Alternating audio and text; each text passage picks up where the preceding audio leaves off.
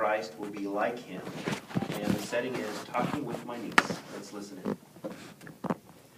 Raven, I'm so glad you got to stay with us while your parents are on vacation. I am too. You know, Raven, I know you and your mom study out of the Bible Teach book every week. Isn't that right? Yeah. Yeah. And I know your mom didn't want you to miss the study, so she asked if I could do it with you this week while she was gone. She said you guys were on chapter 7 on what hope for your dead loved ones? Yeah, I'm pretty sure we left off at paragraph 21. Okay, well, why don't we start there then? It's under the subheading, The Heavenly Resurrection. And do you want to read paragraph 21, please, Raven? Yeah, sure. It says, the Bible also refers to another kind of resurrection, one to life as a spirit creature in heaven. Only one example of this type of resurrection is recorded in the Bible, that of Jesus Christ. Very good. So the A question asks, what other kind of resurrection is there? Life as a spirit creature. Right, very good. And the B question asks, who was the first ever to receive a resurrection to spirit life? Jesus? Right, very good. Now let's see how Jesus was resurrected, okay? Let's look at that scripture at 1 Peter chapter 3. And you want to read verse 18, please, Raven. Yeah. It says, for Christ died once for all time for sins, a righteous person for unrighteous ones, in order to lead you to God. He was put to death in the flesh, but made alive in the spirit. Very good.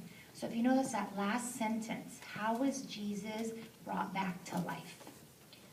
As a spirit? Right, very good. Now, does that make sense to you? Well, a little bit.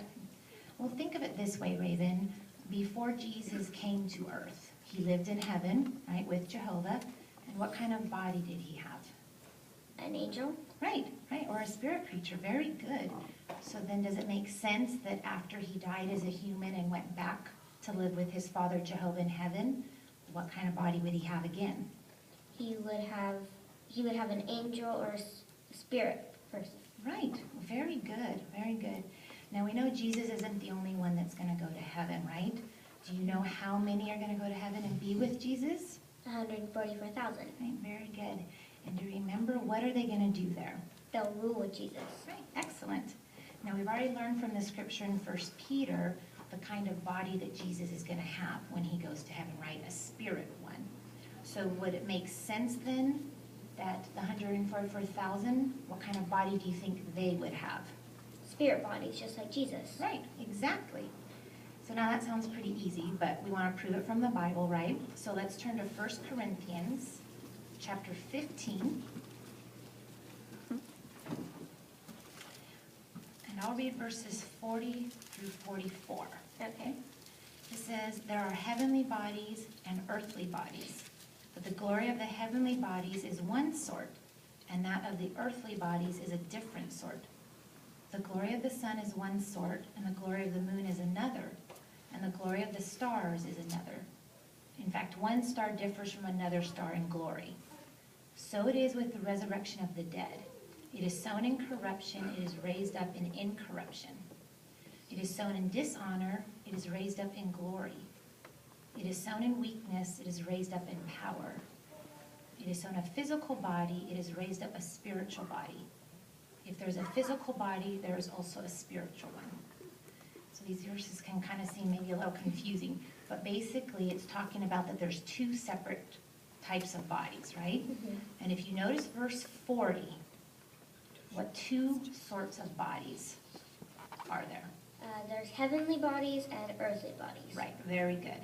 So the heavenly bodies, where do you think they would live? In heaven. Right, very good. And the earthly bodies, where do you think they would live? On earth.